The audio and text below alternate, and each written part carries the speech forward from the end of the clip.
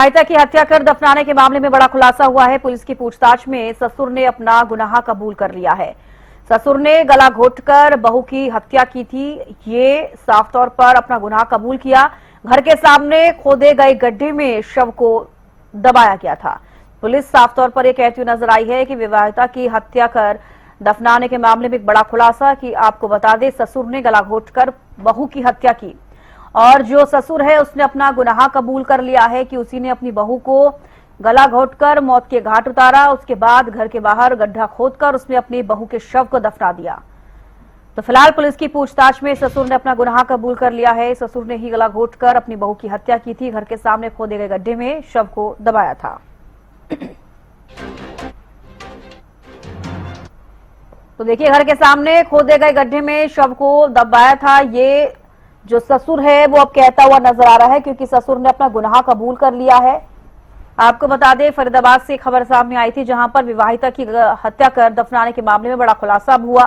Police की पूछताछ में ससुर ने अपना गुनाह कबूल किया है और आगे अब क्या कुछ रहेगा इसको लेकर प्रेस कॉन्फ्रेंस भी की जाएगी। तमाम जानकारियां पुलिस देती हुई नजर आएगी कि आखिरकार किस वजह से इस घटनाक्रम को अंजाम दिया गया और जो पीड़ित पक्ष है यानी कि जो मृतका है उसका जो परिवार है वो क्या कुछ इस पूरे मामले पर कह रहे हैं।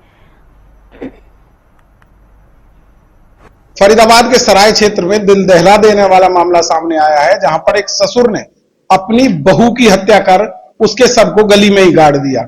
लेकिन पुलिस ने कार्रवाई करते हुए न केवल उस मृतका के शव को बरामद किया बल्कि आरोपी जो उसका ससुर है उसको भी गिरफ्तार कर लिया। हमारे साथ एसीपी राजेश लोहान हैं, इनसे हम जान लेते हैं।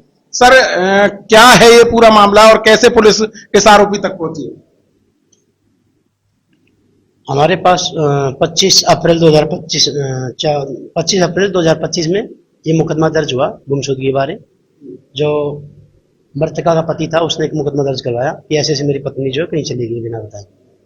हमने हर पहलू पे जो गुमशुदगी की जो भी कार्रवाई होती है हर पहलू पे काम करते हुए दिन रात मेहनत करी, पूछताछ की। अंत में हमें शक हो गया, मुद्दई था जो लड़की का पिता है उसने कुछ हमारे को टिप दिया। उस आधार पर हम कार्रवाई करते हुए इस दोषी को गिरफ्तार कर पाए।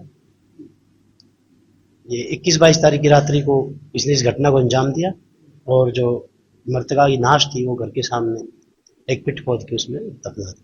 अभी तक की जांच में क्या सामने आया सर? किस तरीके से इसकी हत्या की गई थी और फिर लाश को वहां गाड़ा गया?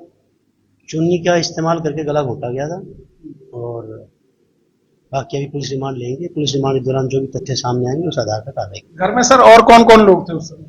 घर में जो अभियुक्त है इसकी लड़की जो थी काजल वो थी और मृतका तन्वी थी। इसके अलावा बात करें सर, जिस तरीके से लगातार ये लोग पुलिस में शिकायत करके पुलिस को भी गुमराह करते रहे और जो मृतका के घर वाले हैं वो लगातार गुहार लगाते रहे।